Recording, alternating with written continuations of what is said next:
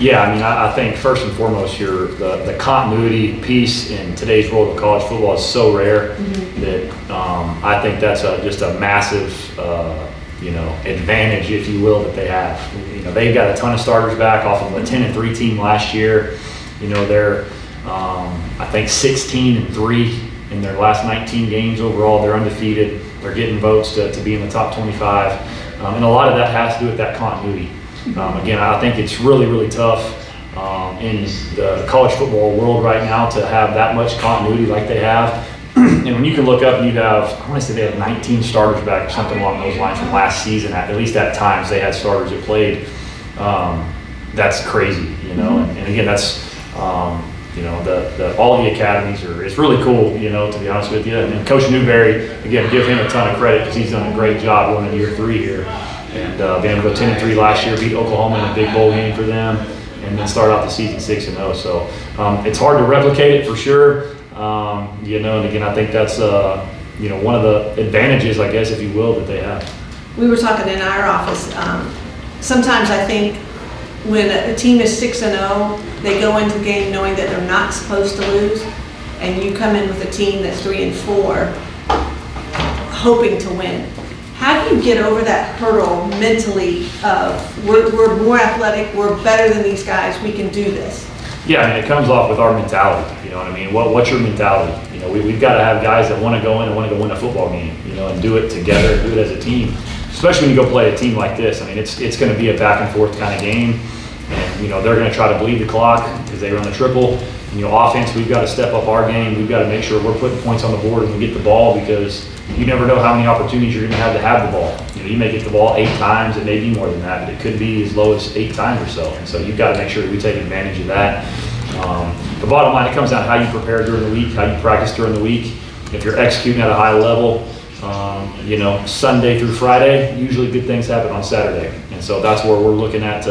I'm excited to go watch the tape from today's practice, and especially on that defense side of the ball, to see how they did. Because I know after today's practice, we got a lot of areas still to improve on offense, and I'm looking forward to watching and seeing how we can get better going into tomorrow's day. More individually, when we put together the stats, you see that Caden's quickly taken over pass attempts in almost every top 4, type 5 through 7 games. How do you rest his arm, or does his arm need rest? Yeah, I mean, well, the pass attempt thing is kind of unfortunate because we've been down so much in some games where we've had to, the fourth quarter throw it a lot, and so that's where that number's a little bit skewed. But no, he's good. I mean, we take measures to make sure, like Sunday's a non-throwing day, Monday's a non-throwing day, Tuesday and Wednesdays are practice day, so it's a little bit heavier. Thursday, no throwing. Friday, very minimal throwing. So, and again, he's a pro. He lives in the training room. He makes sure he's icing and doing all the things right throughout the week to make sure that he's ready to go on Saturdays. We're going to talk to Kirch and Williams today. Kirch coming in late, was it surprising to you that he's right there at the top of the leaders for touchdown receptions? No, we knew what we were getting in Mike whenever we took Mike out of the portal, and clearly, it's kind of funny. Actually, we were in the middle of our punt matrix that we call it, and I went over there and put my arm around him and just asked him how he's doing today, and we had a little talk, and then I walked off, and I was sitting there in my mind, really wishing I had another year with Mike. That's the one thing I wish I had back, because I think you're seeing him every week get better. And there's a transition from him coming from D2 ball to Division I football, and he's really starting to come along now, with the speed of the game and some of those stuff. But he's super sharp. He was able to pick up our offense really quickly, and I think you're going to continue to see Mike do good things as the year goes on. And D Will, same thing, a late add for us. But again, a guy that when we did the eval, did the character eval, all the stuff, film, everything together, we felt really good about getting him here and knowing he was going to be a guy that played for us right away. And that was our message to him too in the recruiting process. Both those guys, they were late adds for us, but they were guys that we knew were going to come in and make an impact, and needed them to come right away and make an immediate impact. And both those guys, respectfully, what they're doing offensively and defensively has been huge for this football team. Coach, what do you see? Obviously gap assignment and yada yada, we can say that every week, but what do you really see as being the keys to being in this game and having a chance for an upset here? Yeah, well, first off, offensively, we got to put the ball in the end zone. You know, we got to take some pressure off the defense. These are these games where you can say what you want to say. It's tougher for the defense in these games, just because of all the stuff they do, and they're a lot different than most triple teams because they're not just running like the natural triple. They're adding quarterback power in with it now, quarterback power read stuff with it, and then what they've really done is they've evolved all that into play action pass over the top stuff too, and so. Again, I'm going to start with us. We got to put the ball in the end zone. You know what I mean? We got to try to get a lead on these guys if we can and make them uncomfortable. And that just comes down to us again. Just we got to execute the little things right offensively, and we got to limit the self-inflicted wounds, the penalties to going backwards, the bad snaps, the missed blocking assignment, quarterback sack, fumble type situations. You know, and I think we're looking at last week a different game. So we got to clean that up. And then defensively, though, I mean, again, it's sounds like probably every coach does the same stuff when you play these teams, but you got to have great eye discipline and you've got to be able to tackle in space. That's what it comes down to. Because they're going to hit you inside and they're going to circle the defense and they're going to come back and they're going to play action pass those same 3 runs they just hit you with, bang, bang, bang. Now they're going to play action and they're going to try to chunk it over the top of you. And so we've got to have great eye discipline, especially at the defensive back position, making sure we're covering the guys that need to be covered when they do take off on those routes.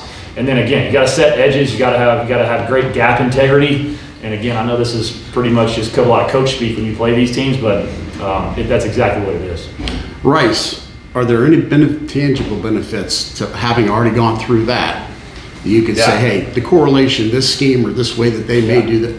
Any similarities that you can pull from that your guys will be ahead of the game now? Yeah, definitely. I mean, I think it definitely is going to help our the staff, but also the players that we've played a similar scheme, because usually you play one of these teams maybe once a year, maybe once every 2 to 3 years. And so, the benefit for us is we have seen a similar scheme. And again, you look back at that game, and I'll revert back to really 4 big plays in that game. And other than that, we played outstanding defense against those guys. And so there's a lot of positivity coming out of that game that we can bring back to the table and show our defense that we've had success against these guys. We can have success against Navy this week as well. But again, it's going to come down to those few things. And again, now you've seen a similar scheme, but now you got to throw in more of the gap scheme runs, the quarterback powers, the power reads, and some of those things that you didn't see against Rice. But again, I feel good about the plan that Coach Dewhurst has. And again, our defense has been battling all year. We fly around and we're physical. So if we just come to the table and do what we're supposed to do, I think we'll be in it just like we're against Rice. She mentioned continuity earlier, and that's actually something that I wanted to coattail on. Program's been down for a few years. Obviously, it doesn't take a rocket scientist to figure out that some people are discontent, some of that's emotional, some of that's possibly on point, but what is your message to the fan base, knowing that you have a plan, and that plan is going to take a little time to implement, whether it's personnel or getting the system down and the continuity and chemistry, which is now we're starting to see take place. But what is your message to the fan base right now? Yeah, I mean, what I hang my hat on is, and I tell my guys every day, and I'm always super real, and I'm up front, and I'm honest. And the thing that I think what we have here is I think guys want to be here more than anything. I think they know that they've got a head coach, but also a coaching staff that cares about them, that loves them, that's real to them. And I think that's something that in the world we live in, that's not always the case. And I'm as real as it comes, because I feel like in the world we live in a little bit today, some of us coaches may feel like we have to kiss their butt, if you will, a little bit to make sure guys stay around and some of those things. The biggest thing I'm building here at this football program is I want people that want to be here.